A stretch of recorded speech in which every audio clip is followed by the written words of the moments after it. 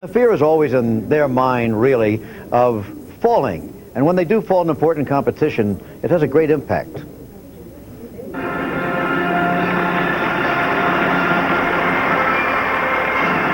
another fall.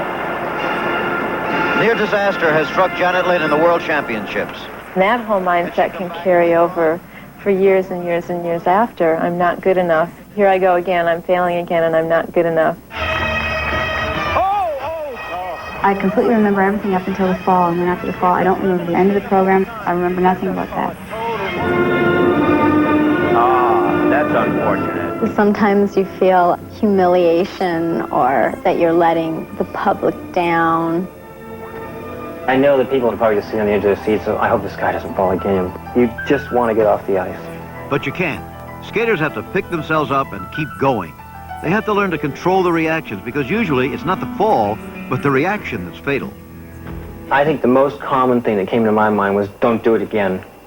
And that's the worst thing you can think about. You know, you have to push it. You have to push it out of your mind that you've made a mistake. Which is hard. You know, when you have 3 triples coming up and you've fallen once already, and this is the Olympics, and just thinking about it makes me, you know, my stomach just tightens. To help him get back on the ice, Charlie Tickner turned to self-hypnosis. After that, he won his first of 4 national titles the following year. Now, Rosalind Sumners, like countless other skaters, worked with a sports psychologist to train her to steel her mind against worrying about a fall. While many skaters use a visualization technique where they see themselves doing perfect programs, Elaine ZAYAK prepared herself to cope with the worst. She started to mentally go through it. She actually walked. And she'd say, here I am getting ready for triple toe loop, and bam, she's down, but she's up again.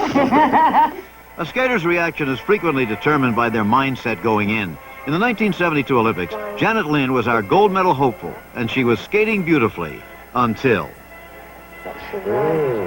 But to everyone's amazement, she got up smiling, and because she didn't let it disrupt her, she was able to win the free skating portion of the competition. But a year later at the World Championships, her first double axel. And 30 seconds later, another double axel. And another fall. I wanted to run off the ice and cry in the bathroom. And why the difference? In the 72 Olympics, Janet's positive reaction stemmed from a deep personal belief. A very religious person, she felt God had given her talent, and she wanted to show his love while skating. If I had that attitude, it didn't bother me to fall, because God loves us even when we fail, and even when we fall.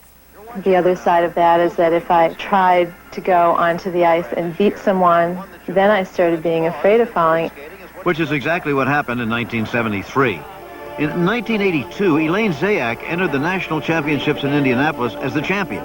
In the space of 4 minutes, she fell 3 times. She was still reliving these falls a month later at the World Championships. Up in her hotel room, just hours before her performance, the hysterical Elaine told her coaches, "I'm not going to skate." Why? Total fear. Remembering what had happened in Indianapolis. She said that she had gone for years and never missed. And now she knew she could miss. And she felt that she would miss again. And she just couldn't go through it. She said, if you love me, you will not make me do this. I said, I love you. We're going to try one more time. How did they get Elaine on the ice that day? Well, in desperation, they brought an old and trusted friend up to her room. He sat on her bed and told her a story. He said, what you're feeling is nerves, not fear. When I go to a restaurant and I order a very expensive meal and I have $100 in my pocket, I'm nervous. I'm not fearful. I'm fearful when I go to the restaurant and I have no money in my pocket and I order a big dinner. I don't have the capability of paying anything. He said, you have the $100.